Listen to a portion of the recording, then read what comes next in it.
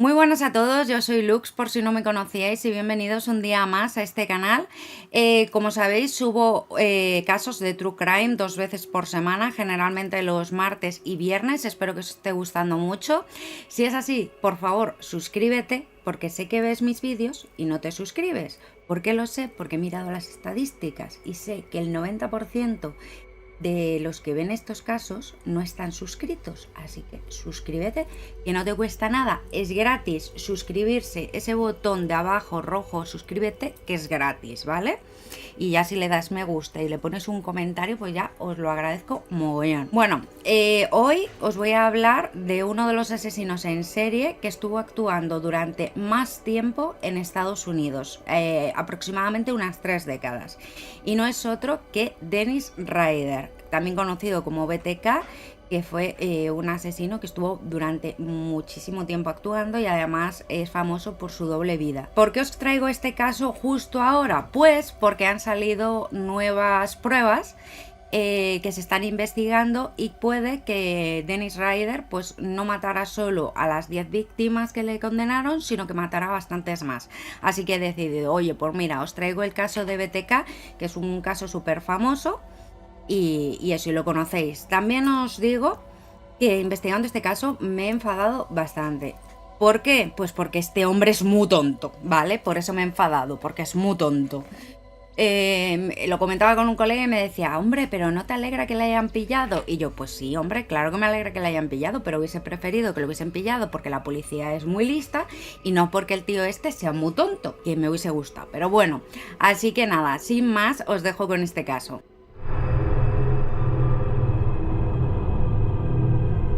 Dennis Lynn Rader nació el 9 de marzo de 1948 en Kansas. Era hijo de William y Dorothea Rader.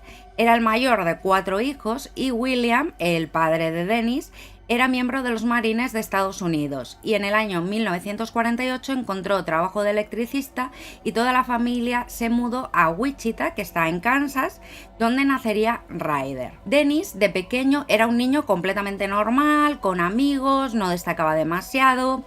En los estudios también era bastante normal. Más tarde, Rader diría que la imagen que proyectaba fuera no tenía nada que ver con lo que tenía en su interior, ya que Rader tenía fantasías bastante perversas, se imaginaba atando chicas de su clase y sometiéndolas a su voluntad. En esta época también mataba perros y gatos y los colgaba en árboles. Dennis era bastante inteligente y la verdad es que lo demostraba, y además él era consciente de que si decía cuáles eran sus fantasías perversas, pues la sociedad lo rechazaría. Por eso lo estaba ocultando. De hecho, también se apuntó a los Boy Scouts y iba a misa muy regularmente. Rader nunca quiso llamar la atención y tenía mucho cuidado al elegir sus palabras. Se graduó en 1963 y empezó a trabajar en un supermercado. Aunque él no quería seguir estudiando, sus padres le obligaron a hacerlo y empezó a trabajar solo los fines de semana. Dejó la universidad en 1966 y entró en las Fuerzas Aéreas de Estados Unidos. Gracias a esto estuvo en varios países como fue Japón, Turquía, Grecia y también estuvo en Corea. Durante esta época tuvo varias relaciones con mujeres de vida alegre, llamémoslo así. Le otorgaron una medalla a la buena conducta y en 1970 fue dado de baja del servicio y volvió a Wichita. Empezó a salir con Paula Diez, que iba a la misma iglesia que él, y se casaron en menos de un año cuando Paula tenía 23 años y Rader tenía 26. Estuvo cambiando de trabajo varias veces hasta que finalmente trabajó en una empresa que construía aviones. La empresa de Dennis quebró en 1976 y acabó desempleado, sin estudios y con una depresión. Rader en este momento empezó a revivir fantasías que tenía de pequeño y quería someter a una chica a su voluntad, y se empezó a preguntar qué se sentiría al matar a una persona. Es entonces cuando empezó a dar vueltas con el coche para vigilar a chicas que serían las protagonistas de sus fantasías. Pero si solo se hubiesen quedado en fantasías, pues no estaríamos haciendo este caso ni hablando de este hombre. Así que vamos a hablar de su primer crimen. Rader, durante uno de sus paseos, conoció a la familia Otero. Lo que más le llamó la atención a Rader es que eran de origen hispano. La primera vez que vio a Julie se quedó absolutamente prendado de ella y empezó a vigilar a la familia y a fantasear con ellos. La familia Otero era una familia hispana, como he mencionado, de origen puertorriqueño. Se habían mudado a Wichita hace poco. La familia se componía de Joe Otero, de 38 años, que era un sargento de las Fuerzas Aéreas estadounidenses retirado, después de haber estado 20 años de servicio.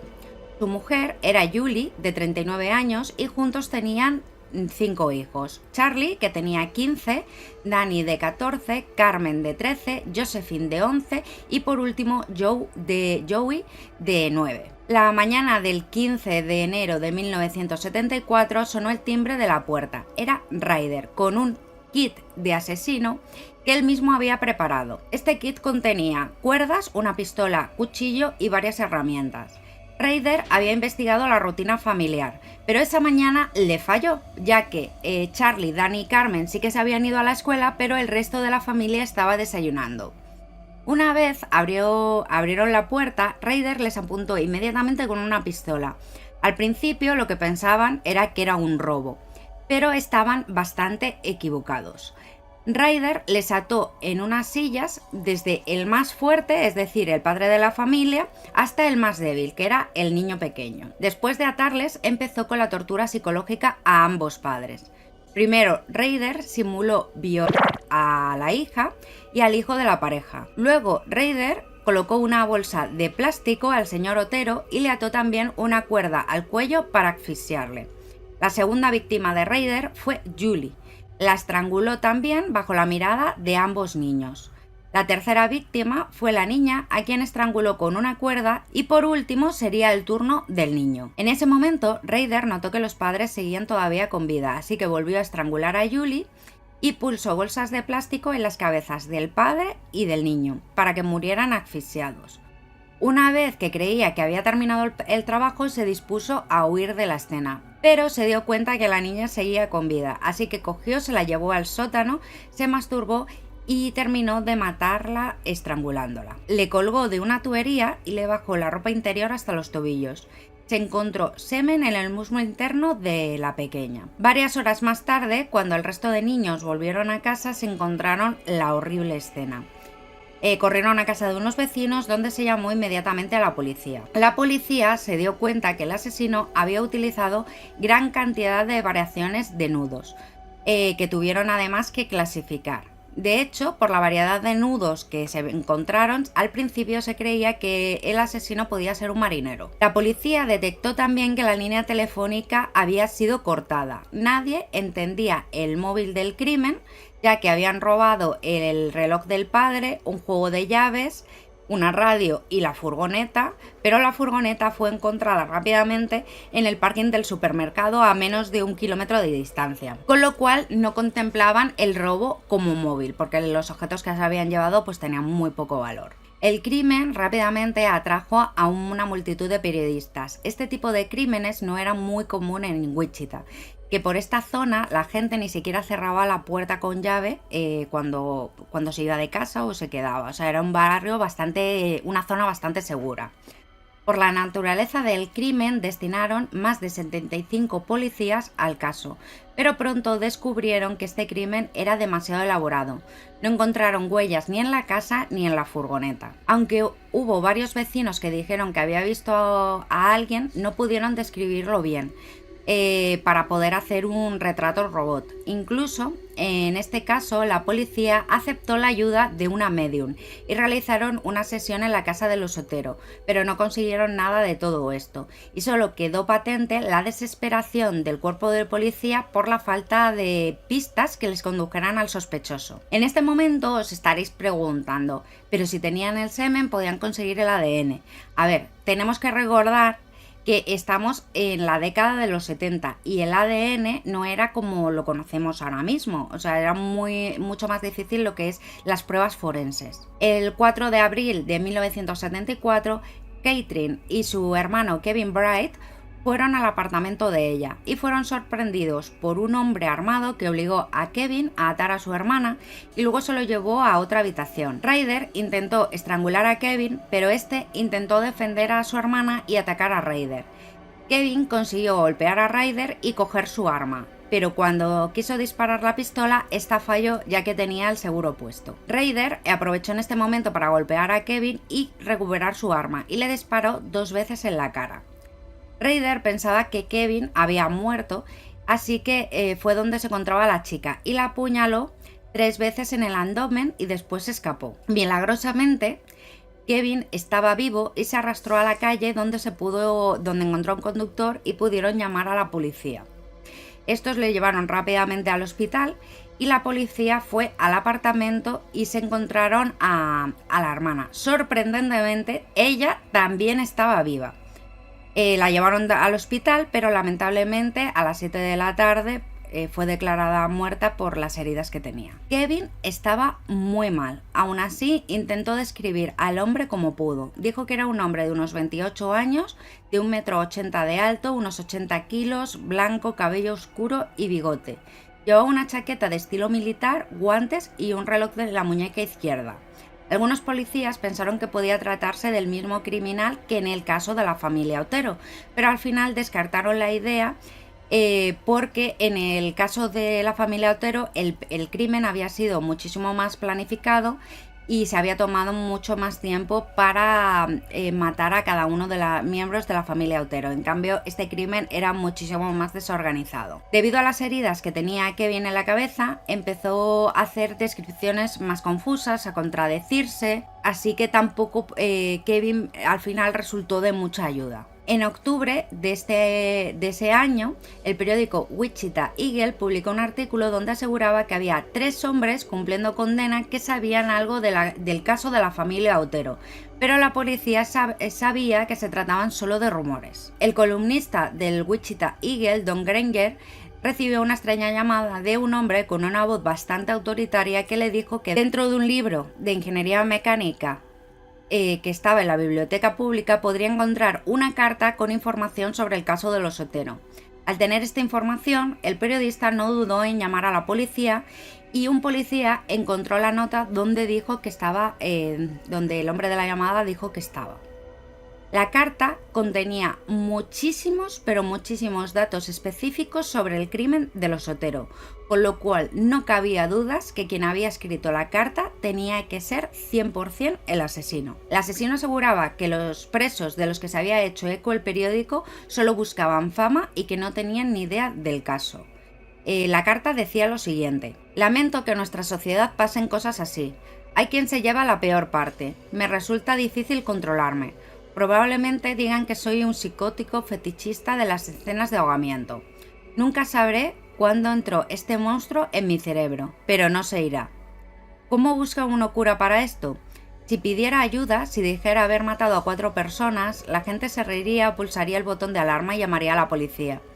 No puedo pararle los pies, así que el monstruo sigue su camino, dañándome a mí y a la sociedad. La sociedad puede dar las gracias de que personas como yo a veces hallen alivio fantaseando con torturar a una víctima de mi propiedad. Mi amigo el monstruo juega un juego complicadísimo. Anota el domicilio de las víctimas, las sigue, hace averiguaciones, las acecha en la oscuridad, las acecha. La presión es enorme y a veces hace lo que le da la gana.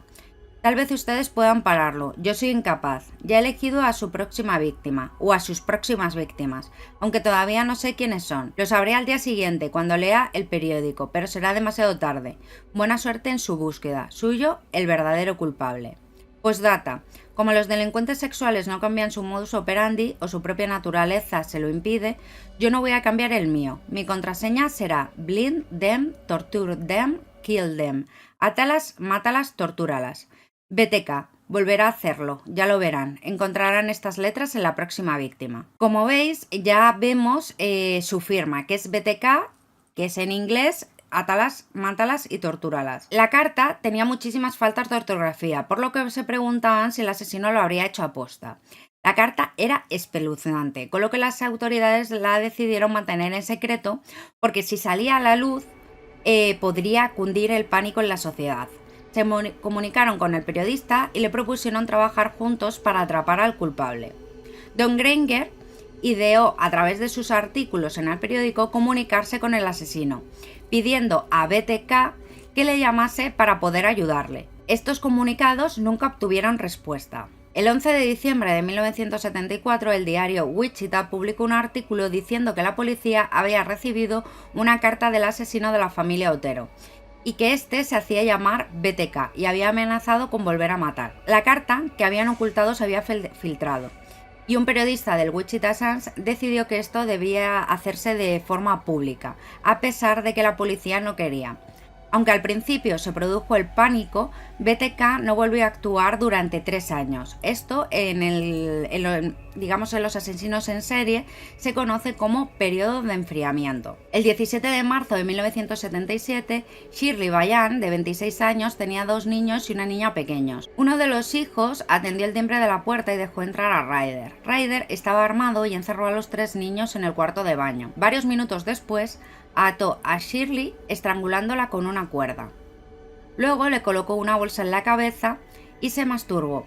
Los niños sobrevivieron, según declara después Ryder, porque el teléfono sonó y se asustó, con lo que acabó huyendo de la escena del crimen. De esto además Ryder se arrepentiría más tarde. La policía llegó muy rápido a la escena del crimen e intentaron reanimar a la mujer sin éxito. Varios policías pensaron que este crimen tenía varias similitudes con el de la familia Otero. Para empezar, los nudos con las que ataron a la víctima, la bolsa de plástico en la cabeza, pero no habían encontrado cortada la línea telefónica, no encontraron manchas de semen y tampoco les hicieron daño a los niños, así que la policía declaró que no se trataba del mismo hombre.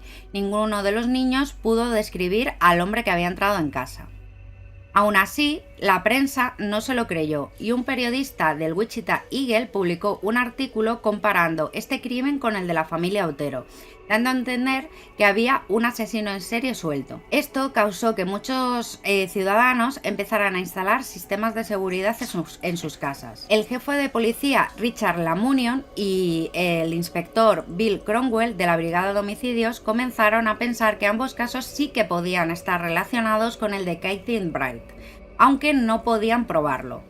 El 8 de diciembre de 1977, Nancy Fox, de 25 años, llegó a su casa por la noche, pero no se dio cuenta que alguien había entrado previamente en su casa. Ryder la llevó a la cama donde la ató y la estranguló con sus propias medias. El 9 de diciembre de 1977, es decir, al día siguiente, la policía recibió una llamada. El sujeto al otro lado de la línea dijo: encontrarán un homicidio en el 843 de South Pershing, Nancy Fox. La llamada se rastreó hasta una cabina telefónica. Varios policías acudieron a la dirección que se mencionaba en la llamada. No habría nadie en la puerta, pero detectaron desde el exterior que la línea telefónica había sido cortada y una de las ventanas estaba rota. Entraron en la casa y se encontraron a Nancy Fox en la cama. También encontraron manchas de semen. Este asesino en serie cada vez se estaba volviendo más valiente. Se había atrevido a llamar a la policía para informar sobre una de sus víctimas. Esto nos indicaba la personalidad narcisista de Ryder. Para este momento, el FBI estaba ayudando a la policía de Wichita en el caso, pero como os dije antes, estamos en la década de los 70, así que no contaban con los medios que tenemos ahora. El 31 de enero de 1978, el Wichita Eagle recibió un poema titulado Shirley Locke, Shirley Locke. Este decía: ¿serás mía? No debes gritar ni someterte aún, sino reposar en un almohadón y pensar en mí, y en la muerte y en cómo será. BTK, el próximo sobre Fox. De todas maneras, este poema no fue publicado, ya que las letras BTK apenas se veían en la carta y no lo relacionaron con el crimen, con lo cual la carta se archivó en las cartas no reclamadas. El 10 de febrero de 1978 llegó un sobre a la cadena de televisión KAKE, firmado 4 veces por BTK y con dibujos de sogas. Dentro había un poema titulado Nancy. El poema decía: oh, que Nancy muera. También había un dibujo de una mujer atada y amordazada y una nota de 2 páginas con muchísimos errores ortográficos. Este es un fragmento de la carta. He visto que el periódico no ha publicado nada del poema sobre la pobre Bayan. Habría bastado con unas líneas. Sé que no es culpa suya. El jefe de policía les manda a guardar silencio para que el público no sepa que anda suelto un psicópata que casi siempre estrangula a las mujeres. Ya van 7. ¿Quién será la próxima? ¿A cuántas tengo que matar para salir en los periódicos o para que este país me preste atención? ¿Acaso cree la policía que no hay relación entre estos crímenes? Colgar a Josephine fue muy excitante. Me rogaba por su vida. Luego la soga se deslizó. Estaba indefensa. Me miró aterrorizada, mientras la soga estaba cada vez más apretada. Tuvieron mucha suerte. Lo salvó la llamada telefónica. Pensaba inmovilizarlos y ponerles una bolsa en la cabeza como a Joseph y a Shirley.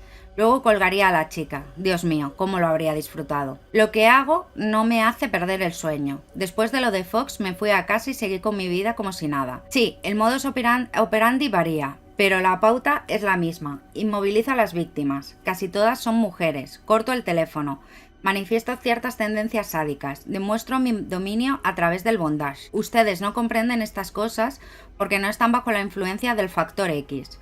A diferencia del hijo de Sam, ya que el destripador, Harvey Gleason, el estrangulador de Boston, el Dr. H.H. Holmes, el estrangulador de las medias de Florida, el estrangulador de Hillside, Ted de la costa oeste y muchos otros asesinos tristemente célebres parece absurdo.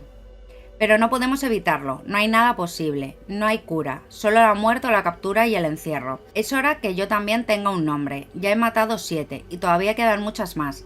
Me gustan estos, el estrangulador BTK, el estrangulador de Wichita, el estrangulador poeta, el estrangulador del bondage. La mujer del dibujo estaba boca abajo en una cama de matrimonio amordazada con las manos, los muslos y los tobillos atados. En la carta también afirmaba que había matado a una víctima más, a la que se refería como número 5. Esta carta lo que nos demuestra es el inmenso ego que tenía Ryder y su afán por ser conocido. Es de los pocos asesinos en serie que eligen su nombre y no se lo ponen los medios de comunicación. Esta personalidad narcisista le metería en serios problemas. Pero no adelantemos acontecimientos. Larry Kattenberg, que era reportero gráfico de la KAKE, y Ron Lowen, que era director de informativos, decidieron entregar inmediatamente el sobre de la carta a la policía. Se reunieron con la Munion y el subjefe Conwell. La Munion compartió todo lo que sabía con Lowen del caso y que ya sabían sobre lo de las cartas, pero que no sabían cómo iba a reaccionar el asesino si sus cartas eran publicadas en los medios. Aún así, aceptó que diera la noticia por televisión en el informativo de las 6 de la tarde. También le propuso ir a la cadena para que le entrevistaran en exclusiva. Ese día informaron que un asesino en serie estaba suelto en la ciudad y que posiblemente ya había matado a 7 víctimas. La población, como es normal, estaba aterrada.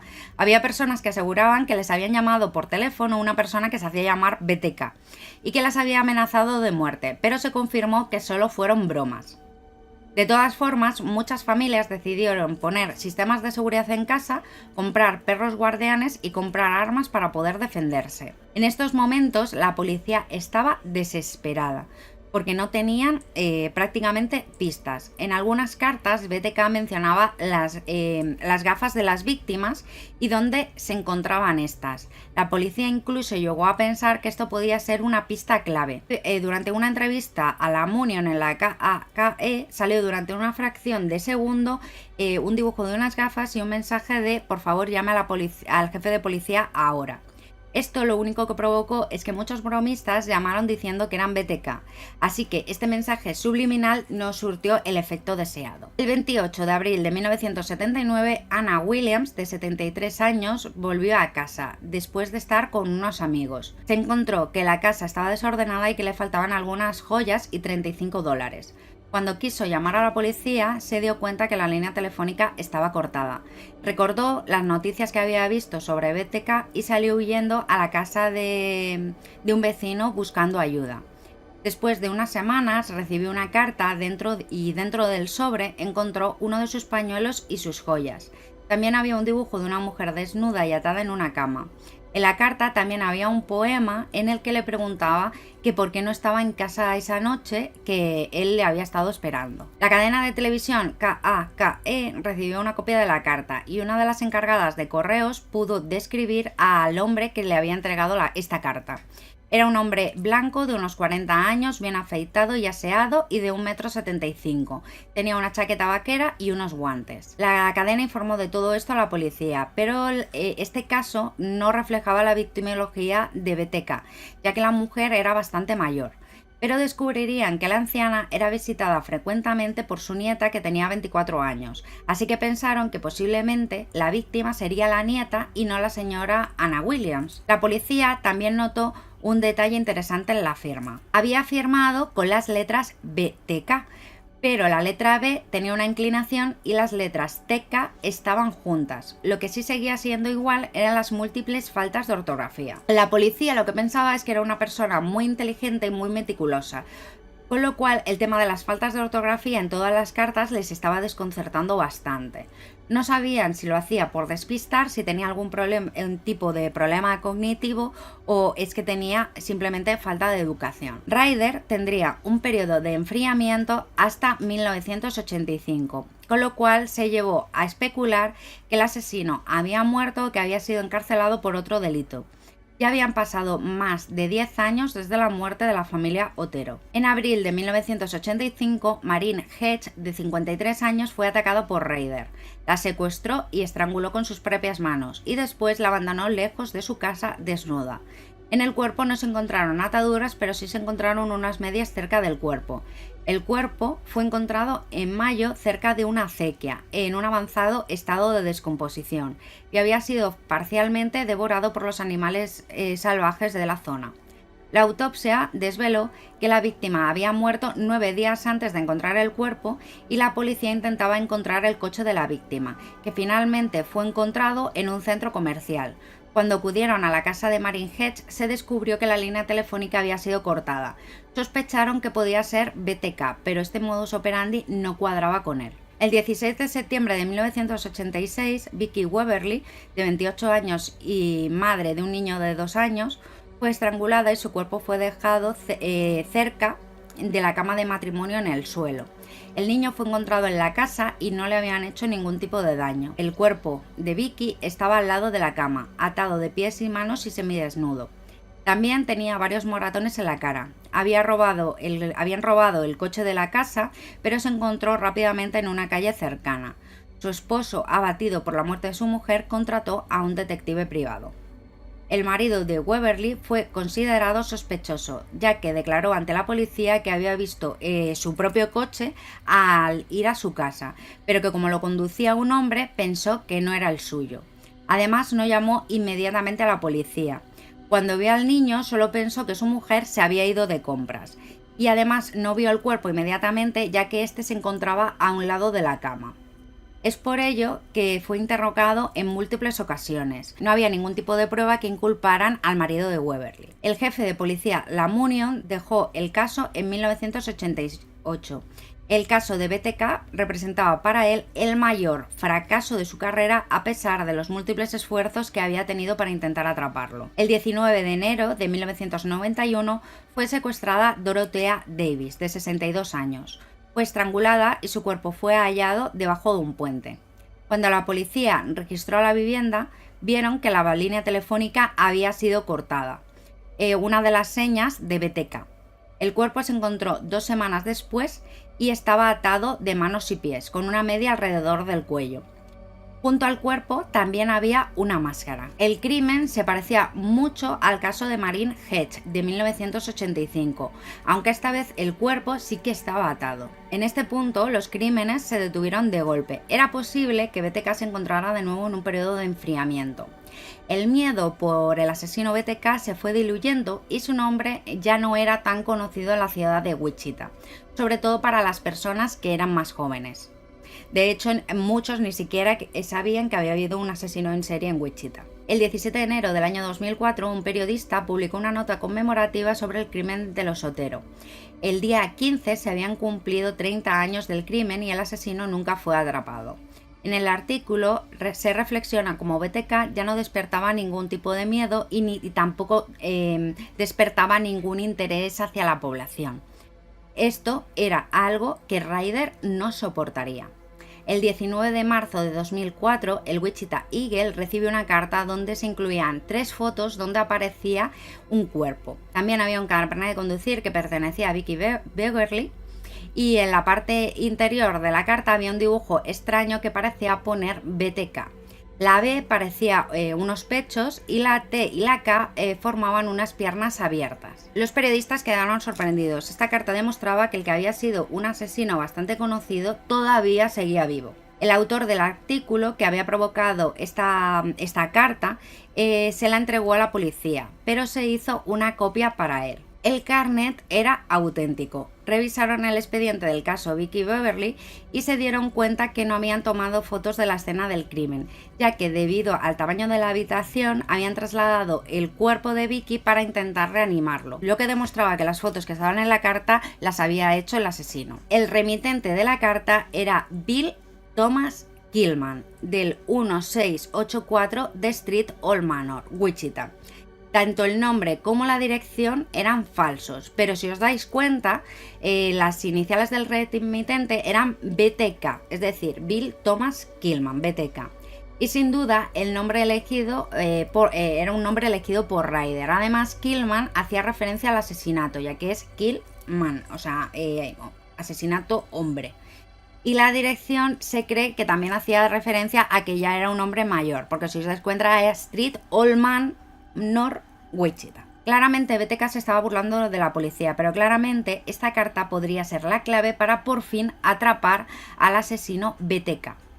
Según estudios de criminología, era muy raro que un asesino en serie dejara de actuar. Pensaron que BTK podría haber estado en la cárcel o que podría estar impedido para cometer nuevos crímenes, y que por eso había tenido un tiempo de enfriamiento tan sumamente largo. Rápidamente se armó un equipo para volver a investigar el caso de BTK e intentar conseguir de una vez atraparlo.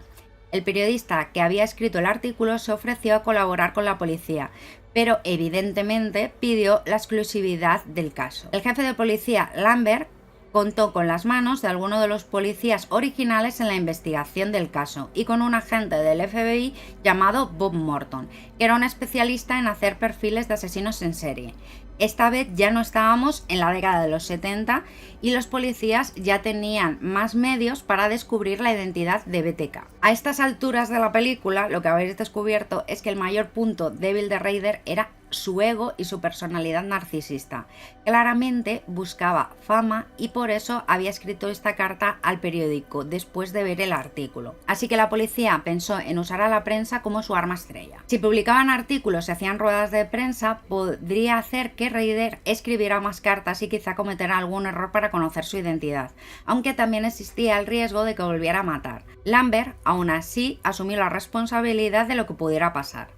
El 24 de marzo del año 2004 salió un artículo en la edición digital del Wichita Eagle, en el que se decía que el asesino BTK seguía vivo y que se habían cometido varios crímenes. Todos los medios de comunicación se dieron eco de la noticia y el jefe Lambert dio una rueda de prensa. Evidentemente, después de esta noticia, el pánico volvió a cundir en la sociedad de Wichita. El 4 de mayo, BTK volvió a enviar otro sobre a la cadena de televisión KAKE. En esta carta también se incluía una sopa de letras con las palabras artimaña, militar, seguros e inmobiliaria. También había unos DNI, una placa con la palabra agente especial y 13 títulos de capítulos para un libro sobre la historia de BTK. Los forenses no detectaron huellas dactilares ni ningún tipo de prueba que les pudiera llevar al autor de la carta. El 9 de junio una persona encontró un paquete pegado a una señal de tráfico. Este contenía un sobre con el texto Campo Grana de BTK.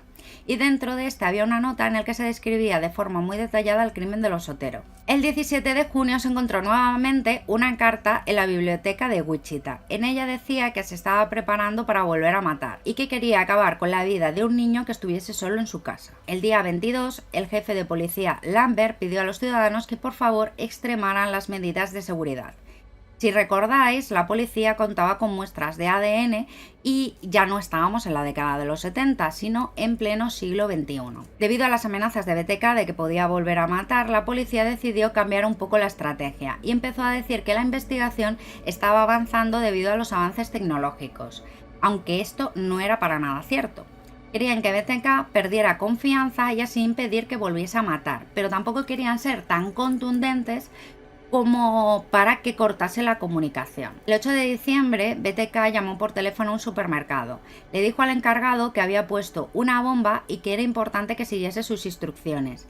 Le dijo que fuese a recoger una nota a una dirección concreta. El encargado del supermercado, como es evidente, llamó a la policía y se determinó que no había ninguna bomba, con lo cual se creyó que podía haber sido una broma. El 13 de diciembre se encontró una bolsa de basura debajo de unos matorrales que estaban por la zona de la dirección que se había mencionado en la llamada. En la bolsa había varias hojas de papel y una muñeca con las manos atadas a la espalda. También estaba el carnet de conducir de Nancy Fox, que si recordáis fue una de las víctimas de BTK. En las notas se relataba el crimen de Nancy Fox con una gran cantidad de detalles. Con esto no solo desvelaba datos de los crímenes, sino que con cada nota los investigadores conocían más la personalidad de Ryder. Ryder también se hacía llamar Rex, que significa rey en latín. Esto volvía a confirmar lo que ya os he estado comentando, que era que tenía mucha confianza y que tenía una personalidad claramente narcisista. Ryder entonces empezó a dejar cajas de cereales decoradas con cintas de colores en varios lugares públicos. Está claro que a Ryder le estaba encantando este juego que estaba teniendo con la policía. En una de las cajas de cereales se encontró una nota que hacía referencia a otra caja que se había dejado en un aparcamiento de un centro comercial, pero la policía no pudo encontrarla, por lo que pidió a los encargados del establecimiento que pusieran una nota por si alguien había visto algo fuera de lugar. Aparte, se vio en las cámaras de seguridad que alguien había dejado la caja en una furgoneta. Un hombre había encontrado la caja de cereales que decía que si la policía entraba en la casa de Ryder, una bomba estallaría. Y pensando que era una broma, pues cogió la caja y la había tirado a la basura. Lo que pasa es que este hombre se había ido de vacaciones y cuando volvió y vio la nota del centro comercial, pues se dio cuenta de que no había tirado todavía la basura a lo que es la calle y pudo la policía recuperar esta caja de cereales. Esta caja fue crucial para la investigación.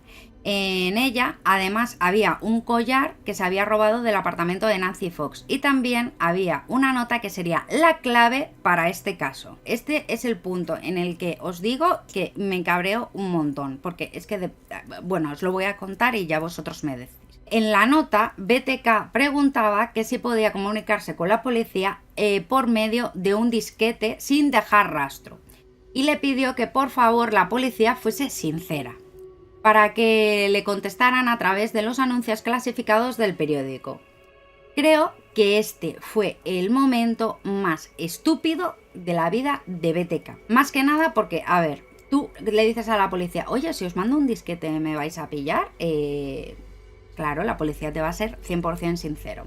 De hecho, la policía, debido a esta nota, al principio creyó que era una broma, ya que los disquetes sí que dejan registros que no se han utilizado en un ordenador y los policías no sabían muy bien qué pensar. Si es que BTK era demasiado arrogante y que en serio pedía sinceridad o que les estaba gastando una broma. Pensaron que BTK pues podía que fuese mayor y que a lo mejor no estaba familiarizado con la tecnología, así que decidieron contestar en el periódico diciendo Rex, todo ok, como les había pedido en la nota.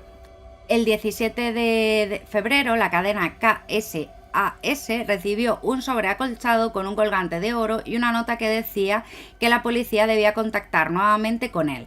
Y sí, lo estáis imaginando, también había un disquete. A ver, en este momento me pregunto, a ver, tú, señor asesino, ¿le preguntas a la policía en serio y piensas que te van a decir la verdad?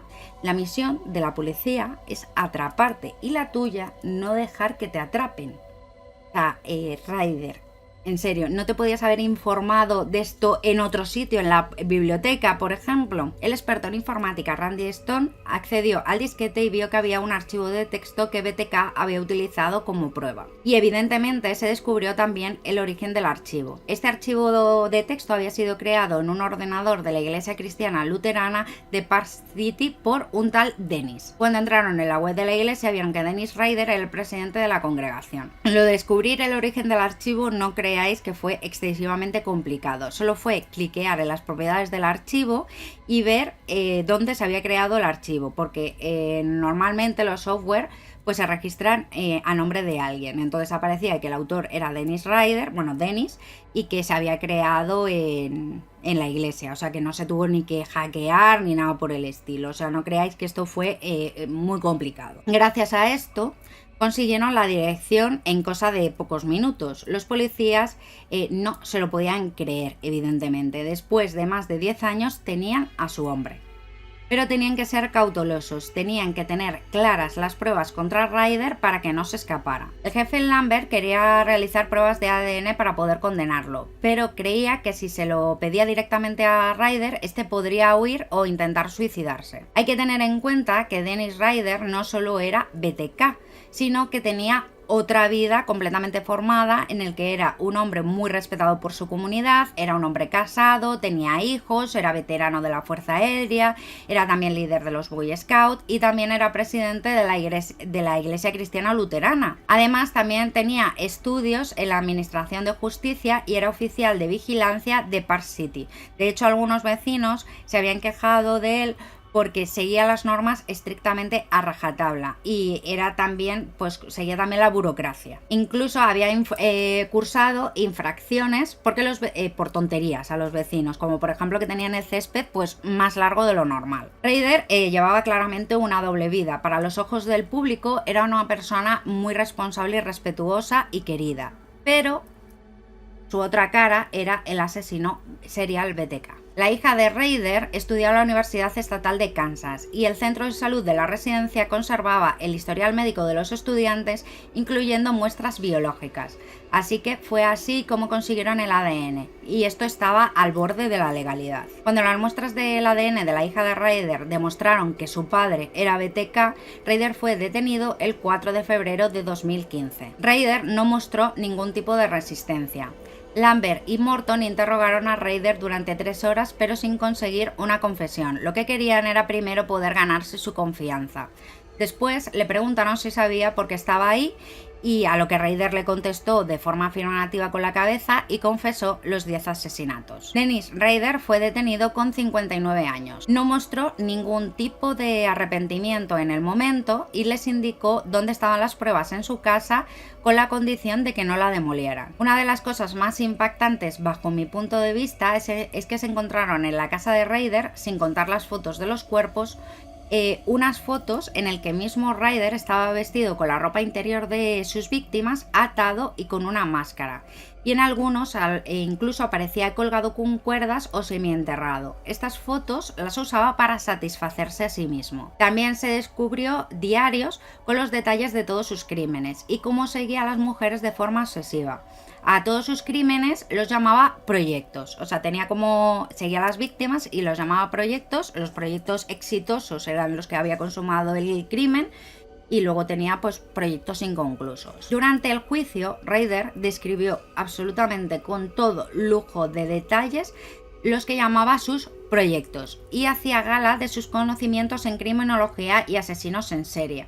Ya vimos en una carta anterior que mencionaba varios asesinos en serie. Antes de que se dictara la condena, Ryder sí que mostró arrepentimiento y habló de las virtudes de sus víctimas y que compartía algunas características con ellos, aunque lo que se cree es que tenía pena por sí mismo y no por sus víctimas. El 28 de agosto del año 2005 fue condenado a 10 cadenas perpetuas que cumpliría en la cárcel del Dorado, que es donde sigue a día de hoy. Este mismo año se ha publicado un artículo en la CNN que asegura que se vincula a BTK con una nueva víctima de 16 años. Se han analizado los escritos de Ryder y se le considera el principal sospechoso en un caso de personas desaparecidas de 1976. En junio de 1976 fue vista por última vez Cynthia Dawn Kinney, de 16 años, en una lavandería de Pawhuska, Oklahoma. En los archivos que tenía Ryder, tiene un proyecto llamado Bad Wash Day, que es como día malo de colada en inglés, en una entrada de además 1976. En esta entrada del diario, Ryder escribe: Laundromat era un buen lugar para observar a sus víctimas y soñar. La morena era el objetivo. Esta es uno de los proyectos de Ryder que consideraba con éxito, es decir, que había cumplido su fantasía. También escribió en su diario Fuera de la ciudad hasta que las cosas se calmen. También escribió en su diario Fuera de la ciudad hasta que las cosas se calmen en la misma página. La policía también está investigando si Ryder puede estar relacionado con otros casos de personas desaparecidas y asesinatos sin resolver de las áreas de Kansas y Missouri. La hija de Ryder, que ahora se llama Kerri Rawson, está colaborando activamente con la policía. Estos hechos no están confirmados, están siendo actualmente investigados y es por el motivo por el que se he traído el caso de BTK ahora, porque me parece muy interesante que después de tantísimos años se esté volviendo a investigar un caso de los asesinos más famosos de Estados Unidos porque se cree que se han encontrado posibles nuevas víctimas. Y bueno, yo quería preguntaros qué os parece el caso de BTK. A mí, sinceramente, o sea, me parece que este hombre era una persona atroz, ¿vale? Y además es que fue capturada por su narcisismo. Si Ryder hubiese no tenido en cuenta los artículos de la los artículos que se estaban poniendo en el periódico, pues no la habrían pillado. Que te pillen porque digas, oye, policía, si os mando me vais a pillar. No, hombre, claro, ¿cómo te vamos a pillar con eso? Es en plan de, ¿perdona? No sé. Me parece que el ego y el narcisismo de Ryder cegaron su inteligencia y por eso se le pilló. Pero bueno, me imagino que conocerías este caso. ¿Lo conocías? Si es así, déjamelo en comentarios. Y si no lo conocías, pues también me lo dejas en comentarios y me dices qué te ha parecido este caso. Y bueno, muchísimas gracias a todos los que os estáis suscribiendo al canal. Ya estamos cada vez más cerca de los 1000 suscriptores, cosa que os agradezco mogollón. Y ya sabéis que saco 2 vídeos nuevos cada semana. Así que sin más, nos vemos en el próximo vídeo. ¡Chao!